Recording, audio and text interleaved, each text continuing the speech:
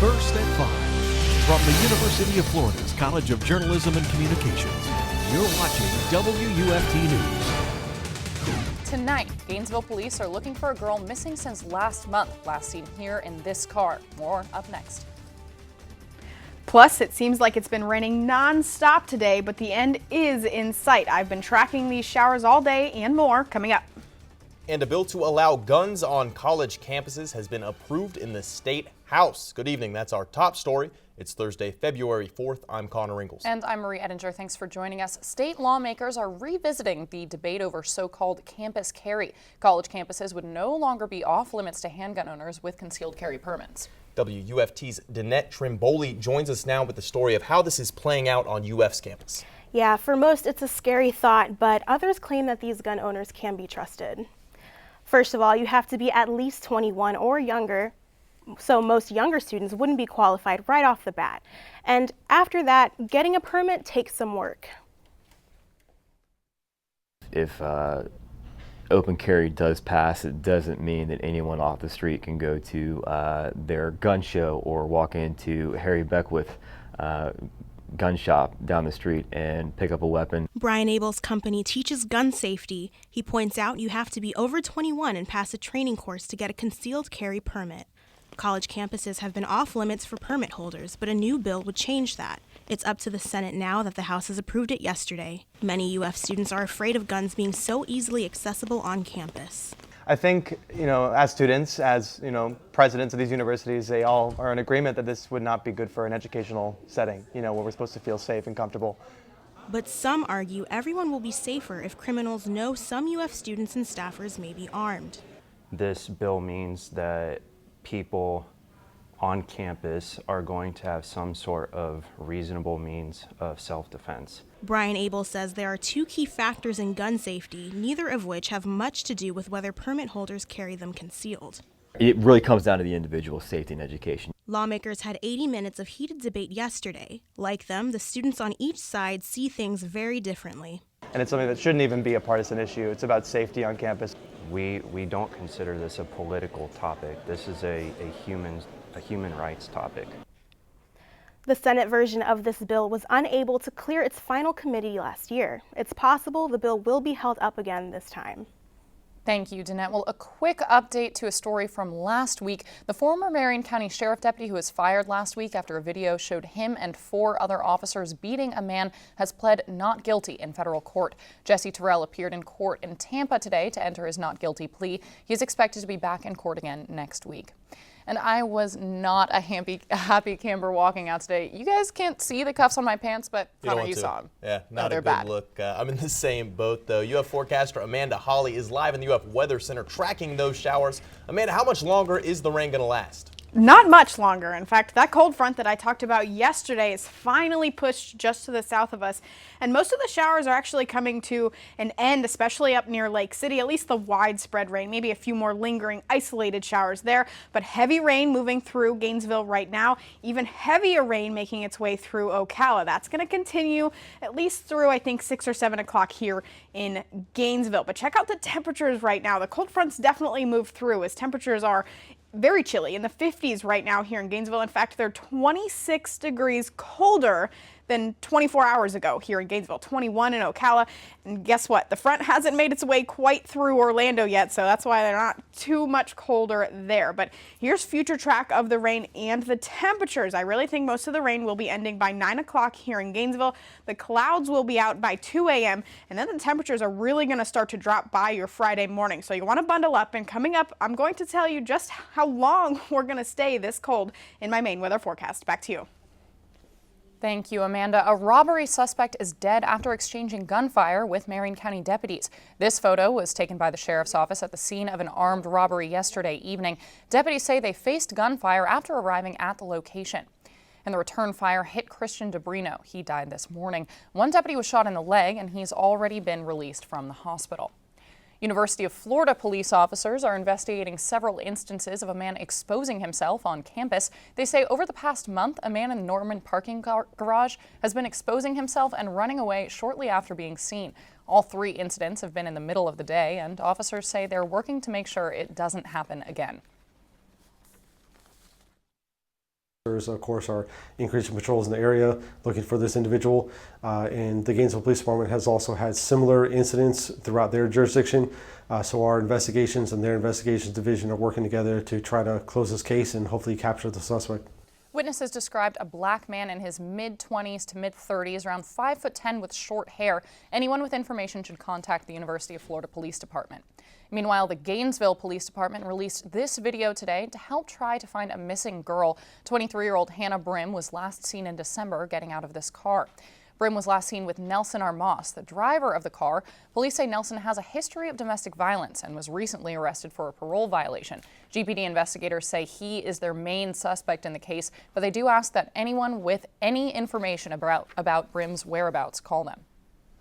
And taking a look at some headlines around the rest of the Sunshine State, a man dressed as Batman was caught on tape robbing 2 different stores. Police suspect the same man dressed as the Cape Crusader pulled off both crimes. Police are still on the lookout for the man behind the mask. And if you're a fan of space and leaving society behind, NASA has just the thing for you.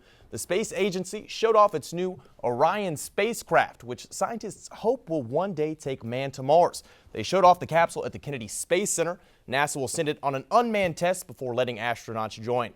And the personal information of thousands of current and former students at the University of Central Florida has been exposed. The breach was uncovered last month. Officials say hackers got a social security numbers from 63,000 students, alumni, and staff. The university is offering 1 year of free credit monitoring and identity protection services to those affected. WUFT News First at 5 is just getting started. Coming up, could a bike sharing program be coming to Gainesville? One local group is working on turning that dream into a reality. Plus, Alachua County upgraded its ambulance fleet today, hoping it will provide a rather large boost in services. We'll bring you that story and more in our health news segment. And the first of 3 cold fronts made its way through north central Florida today, bringing a lot of rain. I'm tracking 2 more, and I'll tell you when they will arrive coming up.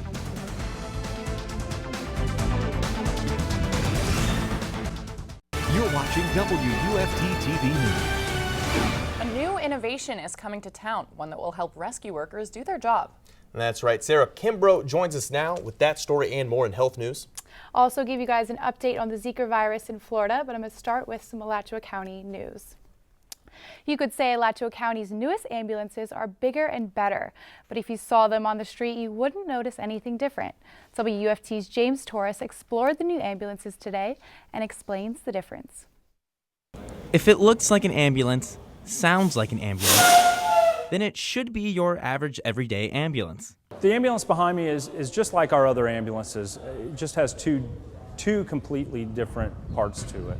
They are bariatric vehicles equipped with a hydraulic Mack lift and a wider stretcher, all meant to easily and quickly take overweight patients from their homes to medical centers. And according to the latest information by the Florida Department of Health, 1 in every 4 Alachua County residents are considered obese. EMTs say it gives them one less problem to worry about. This is a stress to not only the crews, but also the patient. So the crew has to figure out a way to secure the patient to the stretcher, and then we also have to get the patient into the back of the truck. On the back of these trucks are hydraulic Mack lifts that can hold up to 1,600 pounds, more than twice the weight of the standard ambulance.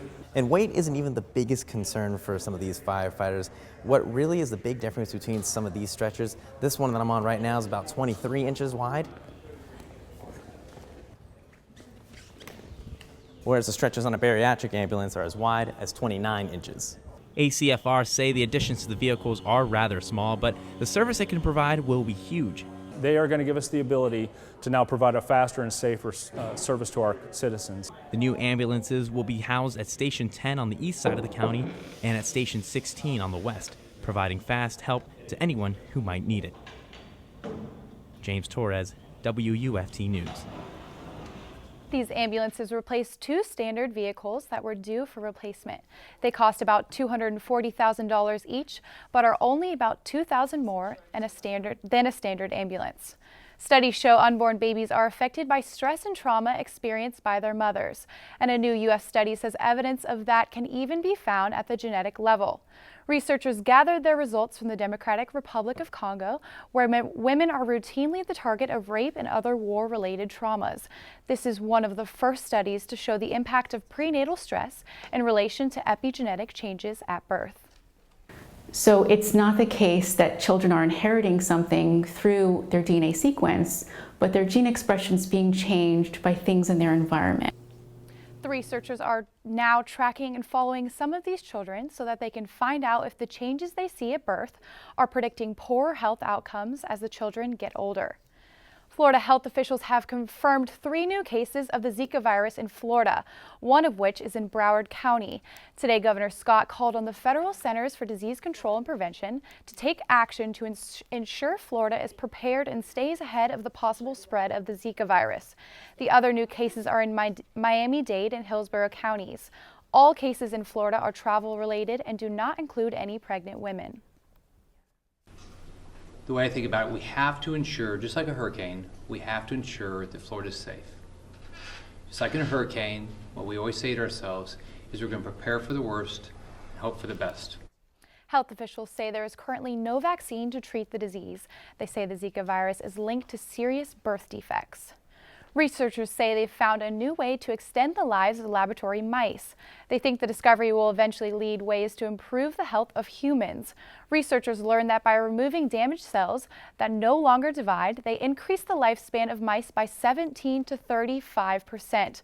Removing those cells also made the mice's organs healthier. We think a very important tissue was the heart.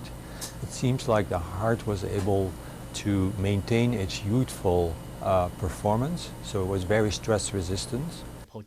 They say the drug seems to have no negative side effects. The team hopes researchers can eventually develop a drug that will do the same for humans.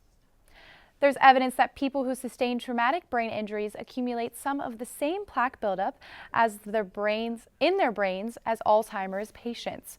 Researchers in London conducted a small study of people who had endured at least one moderate to severe traumatic brain injury and compared them with a group of Alzheimer's patients. The brain injury participants were given PET scans that showed plaque buildup in an area of the brain commonly known to function abnormally following injury. Plaque levels in the same part of the brain were higher among Alzheimer's patients and involved more than one area. Researchers point out this does not prove brain injuries lead to Alzheimer's disease, but they say more research is warranted. The parents of a Georgia teen are proclaiming the importance of learning how to use defibrillators after the device saved their daughter's life. The teen was playing in a volleyball game when she had a heart attack. As soon as 17-year-old Claire Crawford falls back, staff and coaches rush to her side. You can see the academic dean at Loganville Christian Academy sprint to the defibrillator. It's still unclear as to why she went into cardiac arrest. Like burning kind of, but like down my arm, down my left arm and in my chest. Like my heart felt like it was working really hard, which it was. Children's Healthcare of Atlanta is promoting Project SAVE drills to try to prepare everyone should a student or teacher go into sudden cardiac arrest. I used to play volleyball in high school, and I could not imagine one of my teammates or myself falling from a cardiac arrest. Yeah, me too. And I really hope that instances like this just are used to encourage people to have, or schools at least have as much medical like defibrillators, anything you could need as readily available as possible. Yeah, that's absolutely what we can hope to get out of this. Thank you, Sarah. Thank you. All right, well, if you were hoping for more temperatures in the 80s, Wesley and Princess Bride said it. Get used to disappointment. The prompter says to say that's right, but I've never actually seen that movie, so I don't know. Okay. But Amanda, what I do know, has been tracking 2 cold fronts. Amanda, just how cold will temperatures be after these cold fronts move through? That's 2 more cold fronts. The first cold front moved through today, and currently it's cold out there, and temperatures like this that you see here, the current temperatures, that's what we're going to expect for the next 6 days. So grab the winter coats. You can put the raincoats and umbrellas away after tonight because this rain will be making its way through and clearing out by around 6 or 7. But check out the rainfall totals already. Up to over 2 inches here in Gainesville. Ocala just starting to get the first of that rain, so they're around 1 inch right now. Over in Perry, though, up to 2.5 inches there. So definitely a soaker this afternoon. It's been quite rainy, and still we saw a lot of lightning with this as well. The lightning threat is over here in Gainesville, but check it out. I wanted to give you a recap. It pretty much just rained all day long, and we're going to still see a few showers like you saw on radar there. Finally starting to taper off, though, right around 6 o'clock, and then maybe a few lingering isolated showers till 9. But that's future track for you. Yes, we had a high of 73 today, but it didn't last long. In fact, temperatures really started to drop after 10 o'clock this morning and continued to drop all the way into the mid-50s where they are right now. In fact, we're 26 degrees colder than we were 24 hours ago. So that's a big temperature change. So if you've been at work all day, if you haven't stepped outside, it's going to be a big change from when you walked in the door this morning. But here's future track just to recap once again. Most of the shower activity ending by 6 o'clock, and then maybe a few isolated showers until 9 o'clock. The rain ending earlier in Lake City, a little bit later down in Ocala. Temperatures really starting to fall, though, by the time you step out the door. 39 is what the actual temperature is going to be. It's going to feel even colder than that with a strong north wind filtering in some colder air, making it feel like 32 degrees when you step out the door here in Gainesville. So, like I said, grab the winter coats and keep them on hand because despite sunshine that we'll see on Friday, it's not going to feel very good out there. 58 is our high, 61 in Ocala.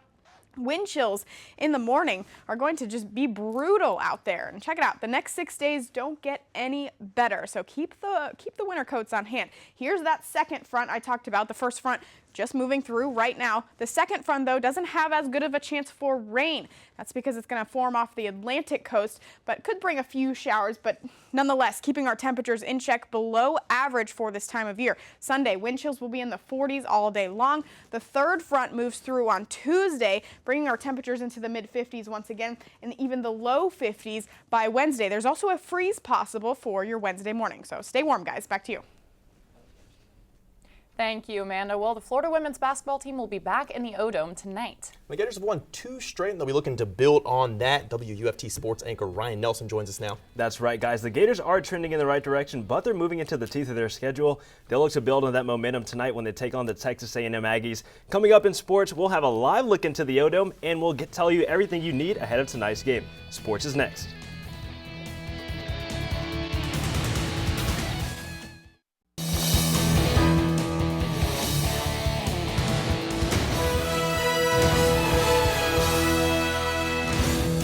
Meatloaf would be proud of the Florida women's basketball team because 2 out of 3 ain't bad. Welcome back to sports. I'm Ryan Nelson. The Florida women's basketball team fell flat on the road at Missouri a couple of weeks ago, but they seem to have gotten back on track with wins over the Arkansas Razorbacks and Kentucky Wildcats. Florida can build on the momentum tonight as they host the Texas A&M Aggies in the O-Dome. Kaylee, there's not much of the season left. How important is this game? Well, Ryan, the 22nd ranked Gators only have 3 games left at home during regular season, and they welcome another 12th ranked team to the O'Connell Center tonight, Texas A&M. The Gators currently sit second in the SEC, so this game is huge. The 2 teams have only met 5 times before, but the Gators have yet to leave with a victory. But this team is different, and head coach Amanda Butler credits the team's ability to adapt for this season's success.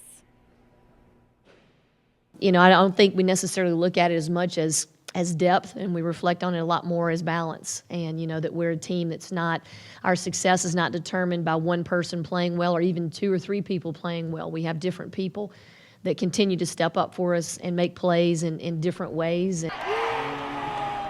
The Gators have 10 players averaging over 12 minutes per game and rank 8th in scoring offense with 80.9 points per game. And junior newcomer Simone Westbrook is a huge reason why the Gators lead in the SEC for steals this season. The Gators fortunately have a bye week this Sunday, which means it will be the first time that they won't play on Super Bowl Sunday. And come on down to the O-Dome to avoid this dreary day, and if you're one of the first 500 fans, you can get a fandana in honor of the Saluting Those Who Serve game tonight. Tip-off is at 7. Reporting from the O'Connell Center, I'm Kaylee Glider.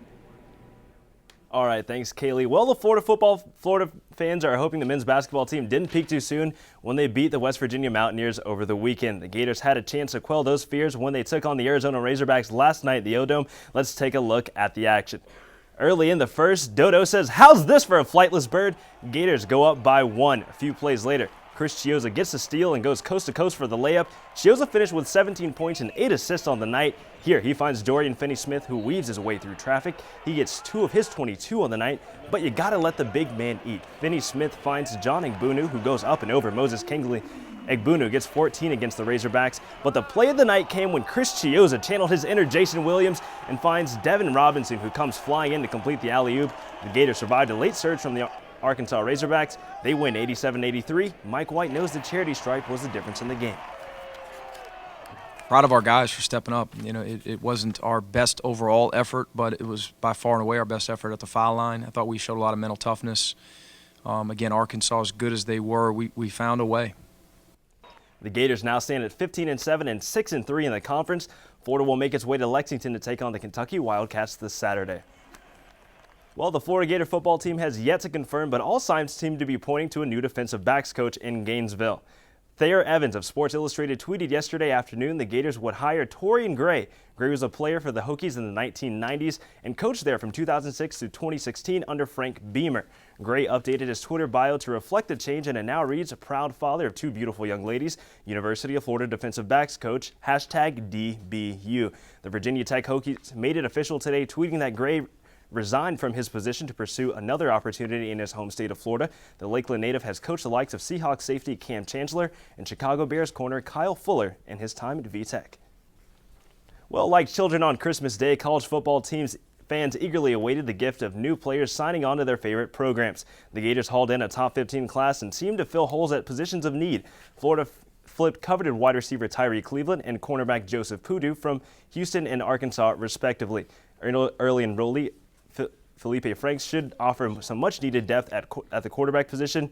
At the local level, 4 GHS Hurricanes signed their name on the dotted line. Hurricanes head coach Mark Lasco says more of his guys should follow suit. We have a recruiting fair this Sunday here at Gainesville High School that is for more of the smaller colleges. So we've got another 8 to 12 guys that we're going to get a chance to go off and play some football next year. Well, the Florida gymnastics team continues to soar to new heights. The Gators have chomped every team in their path. Florida had a dominant showing last week in their win over the Alabama Crimson Tide. Kennedy Baker, Bridget Sloan, and Alex McMurtry turned perfect performances in 3 separate events. That was a first in a rich program history for the Gators. Up next for Florida are the Georgia Bulldogs. The Gators hit the road and could make it 5 straight tomorrow. Florida won't be in the confines of the O-Dome, but UF gymnast Peyton Hearns says she's ready to perform in front of a big crowd. I'm expecting it to be a lot of people and like really loud, but coming off from the last week, I kind of am used to like the big crowd. We had an amazing crowd last week here for our home meet, so I'm excited to see how it is. The Gators were 4-1 through 5 meets last season. The quest for an undefeated season continues tomorrow at 7 p.m. Thank you, Ryan. Commissioners and the Gainesville Citizens for Active Transportation have been working to bring a bike share program to Gainesville. The project needs major funding and backing from the commission before the wheels can start turning. WUFT's Andrea Newport-Jones joins us live from the newsroom. Andrea, can you tell us a little bit more about this bike share program? The possible bike share program would allow Gainesville residents to check out bikes for 30 minutes at a time. A bike share program may be on its way to Gainesville. City commissioners have been talking for years about securing funding for such a large project. The program is being modeled after successful bike shares in cities like Orlando and Tampa. We're a smaller city. We don't have as many parks that might be available for people to visit, but we still have a quality in a concentrated area that I think would be worth putting this business into place. City commissioners also say the program would benefit the city and its active bike population. In any community, a bike share is really a way of providing the ability to get around for somebody who's visiting, maybe a tourist, or somebody who doesn't have a bicycle downtown normally but wants to go have lunch a little bit farther away. Downtown is the central location for many of these bike rental spots and would provide more foot traffic for local businesses. The bike share program also promotes a healthy lifestyle. Shands Hospital is another location where the bike rentals would be placed. The City Commission is also looking to partner with the University of Florida to implement a city and campus-wide bike share program as well. The university currently has a bike rental program in place for students. Students can rent bikes through student government for semesters at a time for a $40 fee. The Office of Sustainability says the program has been very successful since it began in the fall. We haven't had any major issues with the program. Everyone's been pretty happy with the bikes so far, so we are expanding the program. Next fall we'll have another 100 bikes, so we're doubling the size of the program.